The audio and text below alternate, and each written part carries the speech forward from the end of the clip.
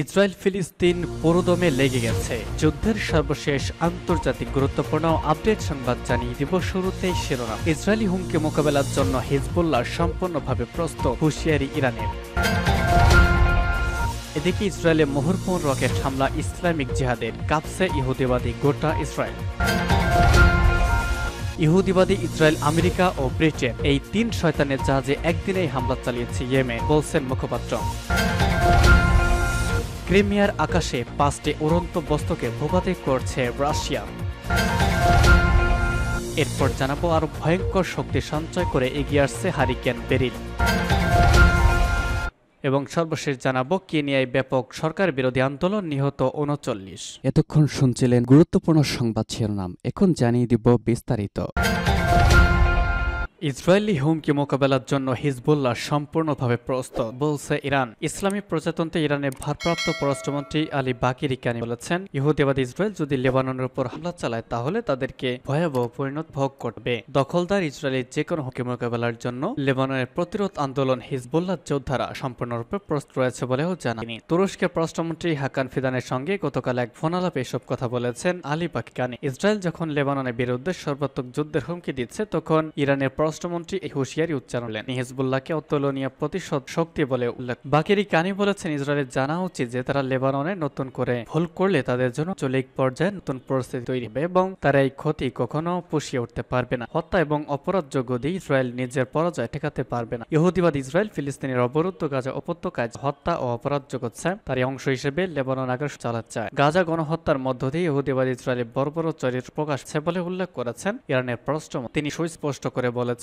লেবাননে আগ্রাসন চালালে দখলদারকে চরম মূল্য দিতে হবে। শীর্ষ ইরানি কূটনীতিক এই অঞ্চলে স্বাধীন দেশগুলোর উদ্দেশ্যে প্রচারের জন্য D8 অর্থনৈতিক সহযোগিতা বা এবং ইসলামী সহযোগিতা ওআইসির সক্ষমতা ব্যবহারের গুরুত্ব তুলে ধরে। এছাড়া ককেশাস অঞ্চল নিয়ে আঞ্চলিক কাঠামোর ভেতর থেকে তেহরান এবং আঙ্কারার মধ্যে সহযোগিতা বাড়ানো উচিত বলে উল্লেখ করেন। টেলিফোন আলাপে তুরস্কের পররাষ্ট্রমন্ত্রী ফিলিস্তিন ইস্যুতে ইরানের আন্তরিক প্রশংসা করেন এবং ইসরায়েল গাজা যে হত্যা ও অপরাধযোগ্য চালাচ্ছে তার নিন্দা করেন। তিনি বলেন, ইসরায়েল গণহত্যামূলক যুদ্ধ অব্যাহত রেখেছে, কিন্তু আন্তর্জাতিক সম্প্রদায় ইসরায়েলের এই অপরাধযোগ্য থামাতে ব্যর্থ। তিনি সতর্ক করে বলেছেন, ইহুদিবাদী ইসরায়েল মধ্যপ্রাচ্য অঞ্চলে উত্তেজনা অব্যাহত রাখার নীতি চলেছে, যা আঞ্চলিক দেশগুলোতে গভীর প্রভাব ফেলছে। ইসরায়েলে মুহুর্মুহু রকেট হামলা ইসলামিক জিহাদ।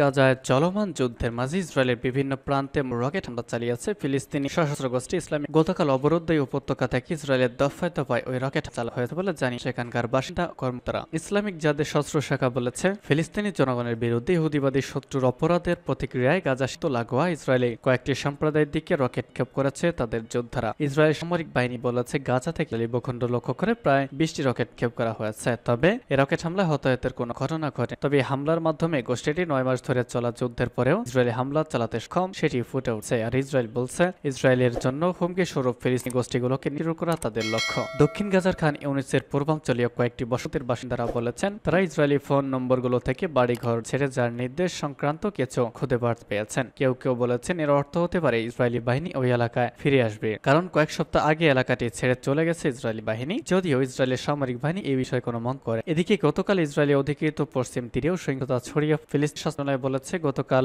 তুলকারম শহরে ইসরায়েলি বাহিনীর অভিযানে এক নারী ও একই এলাকার একদিন আগে ইসরায়েলি হামলা ইসলামিক জিহাদের এক সদস্য নিহত হয়েছে। গাজার কিছু এলাকা থেকে উপত্যকা সমর্থনশীল গোষ্ঠী হামাস ইসলামিক জিহাদের সদস্যরা ইসরায়েলি বাহিনীর ওপর হামলা অব্যাহত রয়েছে। ইসরায়েলি সেনাবাহিনী কয়েক মাস আগে এসব এলাকা ত্যাগছে। গত বছর 7 অক্টোবর ইসরায়েলের উত্তরাঞ্চলে ঢুকে 1200 জনের বেশি মানুষকে হত্যা করে আছে শত শত যোদ্ধা। একই সঙ্গে তারা আরো 200 জনের বেশি মানুষকে ধরে নিয়ে গাজা জিম্মি করে ফিলিস্তিনি এই স্বাধীনতাকামী সংগঠন সদস্যরা। পরে ওই দিনই গাজায় পুরো মাত্রায় যুদ্ধ শুরু করে ইসরায়েলি।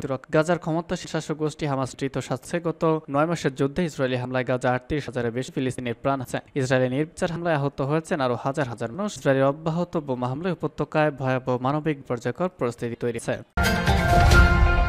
3 শয়তানের জাহাজে একদিনে হামলা চালিয়েছে ইয়েমেন, বলছে মুখপাত্র। ইহুদিবাদী ইসরায়েল, আমেরিকা ও ব্রিটেনের মালিকানাধীন 4টি জাহাজে একযোগে হামলা চালানোর কথা ঘোষণা করেছে ইয়েমেন। দেশটি ইসরায়েল, আমেরিকা ও ব্রিটেনকে শয়তান ত্রয়ী বলে উল্লেখ করেছে। ইয়েমেনের সশস্ত্র বাহিনীর মুখপাত্র ব্রিগেডিয়ার জেনারেল ইয়াহিয়া সারি গতকাল এক বিবৃতিতে এসব হামলার কথা ঘোষণা করেছেন। বলেছেন, আরব সাগরে ইসরায়েলি জাহাজ MSC ইউনিফিক লক্ষ্য করে বেশ কয়েকটি ক্রুজ ক্ষেপণ দিয়ে প্রথম অভিযানটি চালানো হচ্ছে। ক্ষেপণাস্ত্রগুলো নিখুঁতভাবে জাহাজটি দাগাচ্ছে। মুখপাত্র বলেছেন, লোহিত সাগরে মার্কিন তেল ট্যাঙ্কার সেলোনিক্সকে লক্ষ্য করে বেশ কয়েকটি ব্যালিস্টিক ক্রুজ ক্ষেপণাস্ত্র দিয়ে দ্বিতীয় হামলাটি চালাচ্ছে। লোহিত সাগরে মার্কিন জাহাজের বিরুদ্ধে চলতি সপ্তাহে এটি ছিল আমাদের দ্বিতীয় হামলা। তৃতীয় হামলাটি ভারত মহাসাগরে বিট ল্যান্ডিং জাহাজ অ্যানভিল পয়েন্টকে লক্ষ্য করে চালানো হয়, জানিয়ে ইয়েমেনের মুখপাত্র বলেন ওই জাহাজটিতে আরো বেশ কয়েকটি ক্রুজ ক্ষেপণাস্ত্র করা হয় যেগুলো ছিল নিখুঁত এবং সরাসরি জাহাজটিতে আঘাত হানছে। ভূমধ্যসাগরে লাকি সেলোর নামে আরেকটি জাহাজ সেনাবাহিনী চতুর্থ হামলাটি চালিয়েছে বলে জানা ইয়াহিয়া সারি। তবে জাহাজ শয়তান ট্রয়ের ঠিক কোন দেশের মালিকানাধীন তা তিনি উল্লেখ করেন। গাজা উপত্যকায় ইহুদিবাদ ইসরায়েলের ভয়াবহ গণহত্যার প্রতিবাদে এসব হামলা চালানো হয়েছে বলে জোর দিয়ে উল্লেখ করেছেন ইয়েমেনের সেনা মুখপাত্র। তিনি বলেছেন যতদিন গাজায় মার্কিত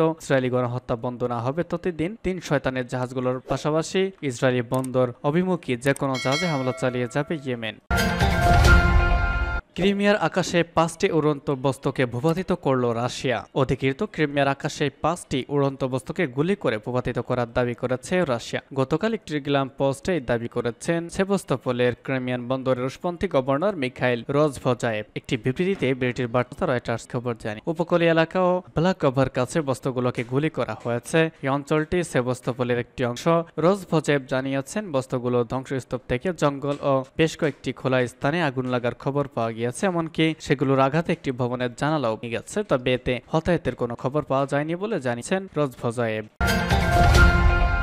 আরো ভয়ঙ্কর শক্তি সঞ্চয় করে এগিয়ে আসছে hurricane beryl. Hurricane beryl greater Caribbean দ্বীপে ক্যারিবীয়তে আঘাত এনেছে। গতকাল সন্ধ্যায় ঝড়টি দ্বীপ অতিক্রম শুরু করেছে, তে শক্তি না কমে আরো ভয়ঙ্কর রূপ নিয়েছে বেরিল। বর্তমানে এটি ভয়ানক শক্তি সঞ্চয় করে ক্যাটাগরি 4 হারিকেনে পরিণত হয়ে এগিয়ে আসছে। আবহাওয়াবিদরা বলছেন আটলান্টিক মৌসুমের প্রথম ঝড় হারিকেন অত্যন্ত বিপজ্জনক পরিস্থিতি সৃষ্টি করতে পারে। খবর সিবিএস এর। যুক্তরাষ্ট্রের ন্যাশনাল হারিকেন সেন্টার জানিয়েছে গতকাল রাত 8টা নাগাদ দক্ষিণ পূর্ব ক্যারিবিয়ান দ্বীপপুঞ্জ জুড়ে বেরিলের প্রভাব শুরু হয়। এটি ব্যাপক শক্তি নিয়ে দ্রুত সামনের দিকে সরিয়েছে। ইতোমধ্যে গ্রেন্টা ও বারবাডোসে ক্ষয়ক্ষতির খবর পাওয়া গেছে। সেন্ট ভিনসেন্ট ও গ্রান্ডাইনের এনবিসি রেডিও বকিয়া দ্বীপে একজনের মৃত্যুর খবর দিয়েছে। যদিও সিবিএস নিউজ স্বাধীনভাবে মৃত্যুর বিষয়টি নিশ্চিত করতে পারেনি, তবে দেশটিতে বেরিলের ভয়াবহ তাণ্ডব নিশ্চিত হয়েছে। ক্ষতিগ্রস্ত হয়েছে স্কুল, বাড়িঘর, ভবন ও কৃষিজমি। ঝড়টি এতই শক্তিশালী ছিল যে অনেক পাকা ঘরের ছাদ ও গাড়ি উড়িয়ে নিয়ে গেছে, উপড়ে ফেলেছে বিদ্যুতের খুঁটি।